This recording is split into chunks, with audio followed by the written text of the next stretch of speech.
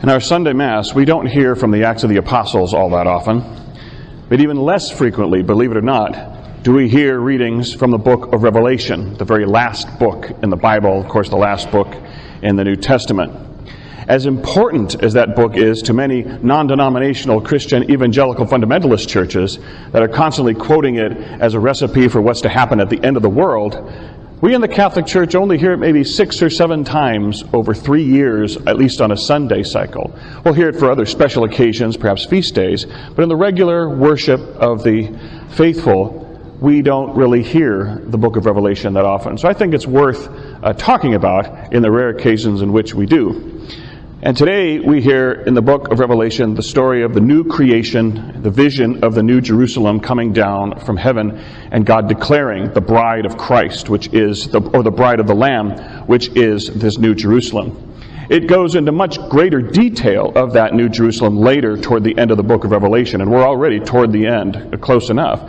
But right now it just focuses on the new creation, the new heavens, the new earth, the sea is no more, and the new Jerusalem, the bride descending from heaven, like a bride prepared to meet her husband. And God's dwelling is now in the earth, in the world.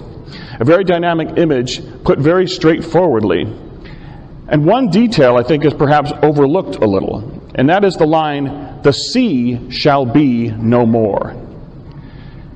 If we ever really ponder that, that's an important detail in this description of the new creation. Now, because the sea covers most of the world, many of us like to be on the sea. Some of us every now and again will take a cruise or two. It's fun to be on the sea. But note, we're not in the sea. We're on the sea in a boat, very much like Noah's Ark was over the flood. But to really appreciate the dynamic of just that point alone, we go all the way back to another image of the sea in which it was dominant in the state of the world before God began His creation. Now, of course, in our age today, in which we are of a space age, I was born even a year after the moon landing, if you can believe that. I actually missed it by 1 year. But even then, by the time I was learning about the story of creation in first grade, I was aware of trips to the moon, voyages into space, and so on and so forth. And so when my first grade teacher told me about the state of the world prior to God, was darkness and nothingness, naturally, in my mind, I pictured the vacuum of space, nothingness, the void, with no stars, no lights, no nothing. And that's because in this day and age, we have a knowledge of space and the atmosphere and so on. Back then, they didn't. To the ancient people, there was one reality before creation, and that was darkness and water. And that's reflected in the very first few words of the Bible in the book of Genesis. In the beginning, when God created the earth, the world was a formless wasteland. Darkness covered the abyss, which is the bottomless depths of the sea, and a mighty wind swept over the waters. So 2 things existed before God said, "Let there be light." Darkness and the abyss of the ocean, a realm of chaos, and for human beings at least, a realm of death. Just picture the Titanic 2 miles down. At noontime, it's dark. Picture that submarine that tried about a year ago to go down and was crushed immediately by the weight of it. It's a realm of death. Human beings' life cannot live in it. And that was the state before God declared, "Let there be light." And when you remember that, every stage of at least the 6-day creation is God adding to His creation of 2 things, light and life. Even the description of the sky, God said, "Let us make a dome in the middle of the waters, separating the waters above from the waters below." Well, back then, of course, why was the sky blue? Not because of any atmospheric understanding. It was blue because it was the same color as the ocean. Even on a cloudy day, the sky was still the same color as the ocean. It wasn't an atmospheric of ozone layers, but it was water. The mountains penetrated the sky and the waters flowed down from the mountains. The floodgates are open, the rain came down from the sky. The sky was blue because the water was blue. And we are virtually living in an air bubble created by God. We still are when we compare it to the atmosphere of the vacuum of space. But that was the understanding. We're surrounded by the waters. And then life is created on the land, but also in the waters. So in the realm of death, there's still life. Darkness was a realm at the night, but even at night, A time of darkness was still not total darkness. There's still light in the stars and the moon. So while there is a period of total light, there's not a period of total darkness. And while there's a realm of total life, the dry land, even the ocean is now teeming with life. Not human life, not life of land animals, but still teeming with life. So even the realm of death has life.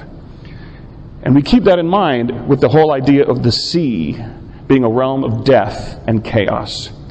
You look at the flood of Noah. What is God basically doing? He's covering the entire world again with darkness and water, starting creation anew, with a group of people spared in the ark rising above the waters, and then creation beginning anew. Maybe not with all the details of the stories of creation, but everything again is covered by darkness and death in the waters.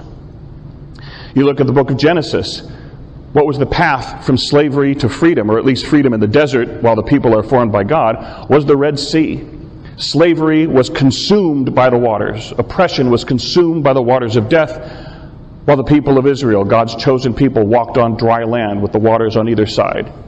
Even when they went into the Promised Land, perhaps not as intense as the Red Sea, but the River Jordan separated. The waters continued to flow down, while the waters on one side stopped, and they crossed from the depth of the desert into a land flowing with milk and honey, in which they would be a nation with a relationship with God.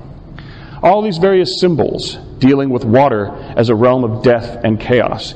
Even when you look at the book of Daniel, his 4 beasts, where do they come from? The sea. These 4 beasts emerge from the sea to bring destruction and chaos. Even in the book of Revelation, the story of the dragon pursuing the woman, but when he can't do it, he spews out a torrent and a flood that is consumed by the earth, basically consumed in a basin, as we see in creation. And then the dragon takes his place beside the sea and calls forth the first beast from the sea. So again, we see the sea being this place of darkness and chaos. And now we come to the new creation, in which the sea shall be no more. The last remnants of what was left of darkness and chaos is now obliterated in the new creation. And just that one line alone, the former heavens and the former earth had passed away, and the sea is no more. Death is finally obliterated. Darkness is finally obliterated in this new creation. And the very next line we hear in the book of Revelation is the great bride of Christ, the New Jerusalem, descending upon the earth. And what is that bride of Christ? Nothing less than the church that Christ left behind. Jesus is constantly referring to himself as the bridegroom, constantly referring to salvation as a wedding feast. The wedding feast at Cana, the symbolism of the wedding, is not lost in that moment. And the wedding banquet is that great salvation of Christ for his people. And we hear of that New Jerusalem coming down, drawing all people towards it, because it is this New Jerusalem that constitutes God's dwelling in the world, in which death has been obliterated. Not something we see in the future, but something we see right now in what we are celebrating all year round, but especially during the season of Easter.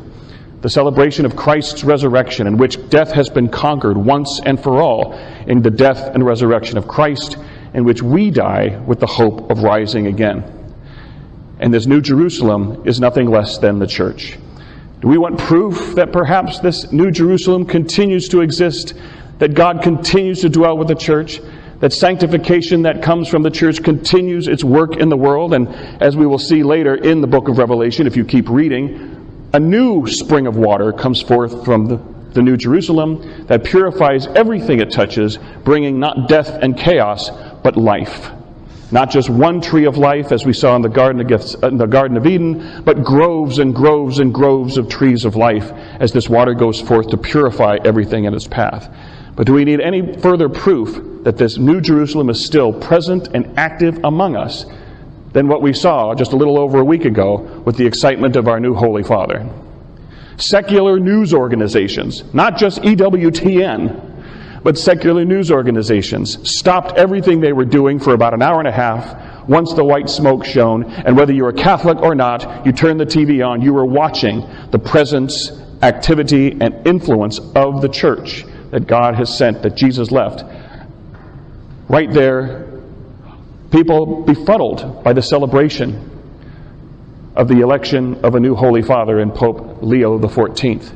The excitement in this country, for many, of the first American Pope, a nation in which we had at least one president refer to this nation as a city on a hill. Jesus himself referred to his church and any Christian as a city set on a hill that cannot be hidden, that gives light to all the world. The book of Revelation is not something about what is happening in the future, but a reality of the here and now, of what we believe as a people of faith, what we celebrate as a people of worship, and what we come to Sunday after Sunday, anytime we celebrate the Mass, day after day, and especially in this Easter season.